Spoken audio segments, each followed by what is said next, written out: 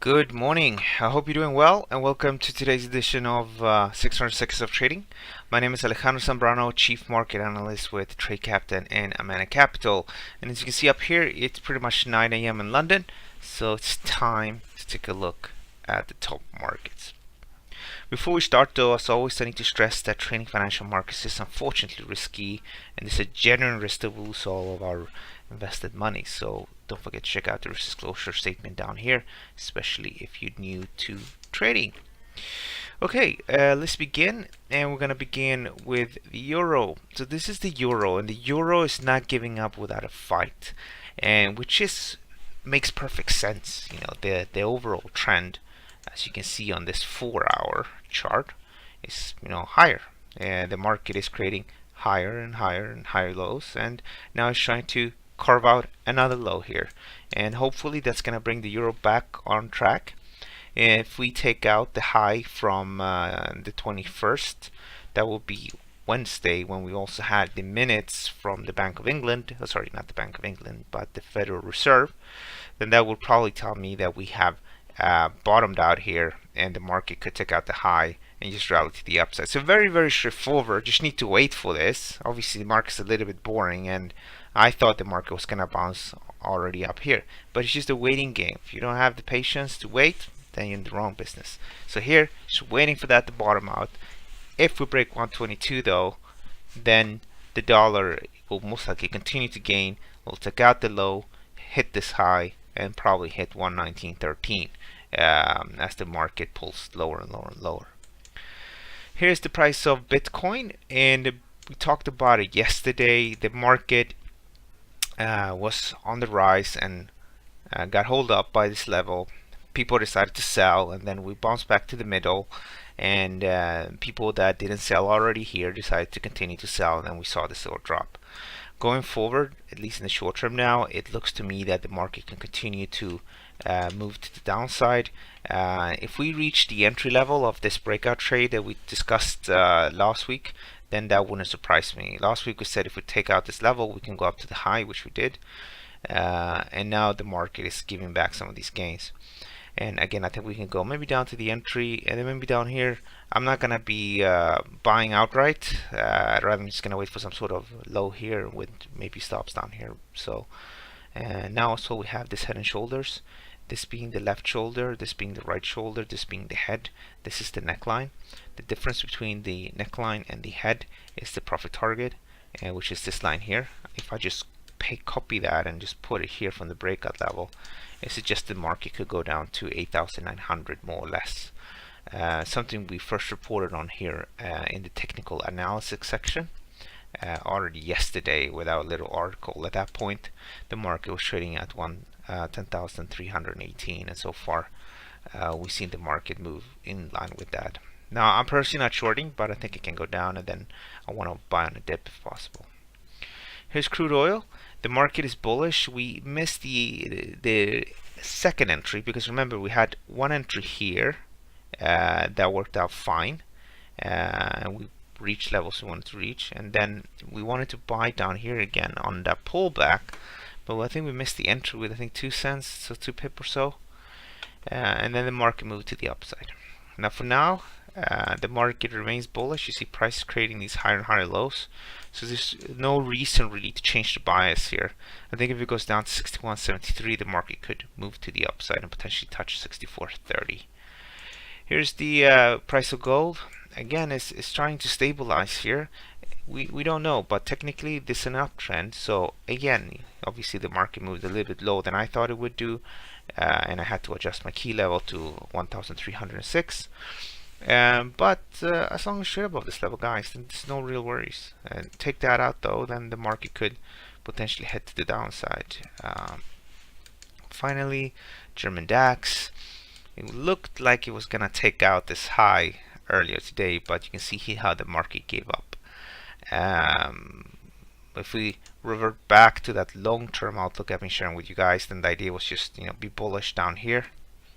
That will be 12,260 with stops down here, which is 11,861. And then as this setup progressed, we shared this little short-term setup, which is just to be bullish from 12,372 and with stops here at 12,062.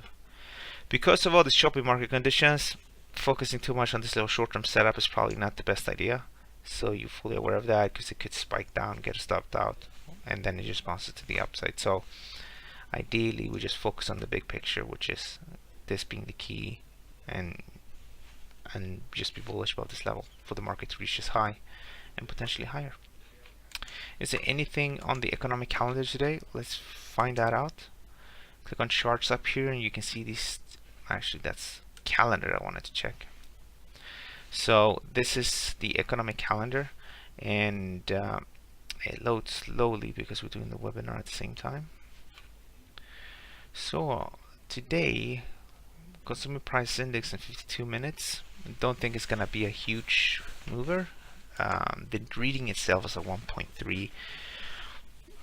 The central bank wants this to move to the upside. They want inflation to tick up. I mean, it's at 1.5%. At one point it was at 2%, but here in this show we were warning that this is just short-term in nature, because anybody that just had a clue what's going on in crude oil markets know that we were going to have this sort of move and then some sort of stabilization.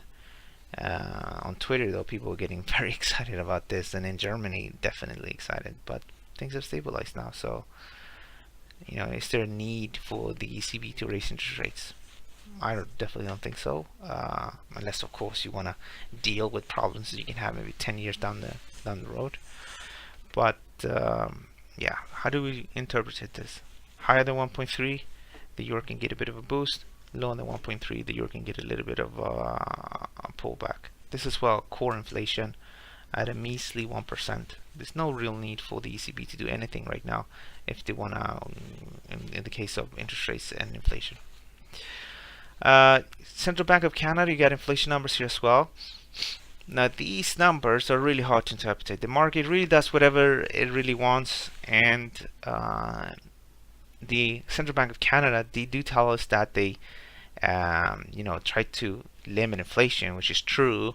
But when you go back over the last 15-20 years and try to see how they reacted to either strong inflation numbers or weak inflation numbers, then we know that this is something that is not really super relevant for the central bank. It's hard to find any mathematical relationship between how inflation moves in Canada and how the central bank adjusts their interest rates. If anything, the Central Bank of Canada only primarily care with what we call the GDP gap. So when the economy is above its potential economic output, then, or they think we're going to head towards that, then they usually increase interest rates.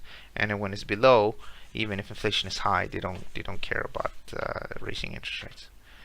So euro, well, obviously the market can move on both of these numbers, but buying just because the numbers are good or selling because the numbers are bad, I think that's not going to work out today unless these numbers are like very weak or very strong.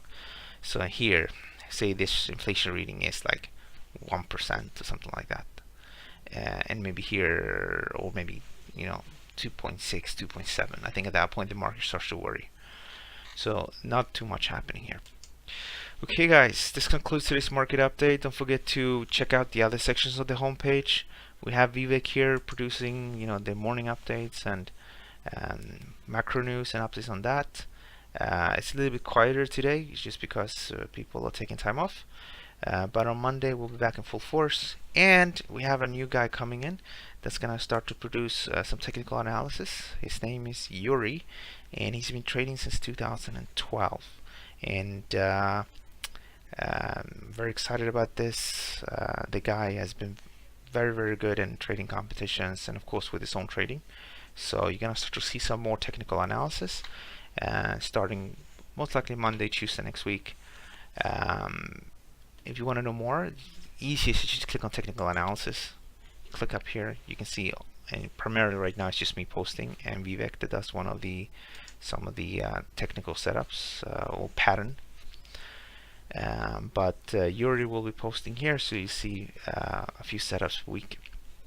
Can potentially give you some ideas on which markets to trade, which levels people are watching, and so on and so on. So don't forget to check that out. Okay guys, have a good day. If you like this stuff, don't forget to like the button, don't forget to comment, and don't forget to share. Thank you very much. Happy Friday, and I'll see you guys on Monday. Thank you.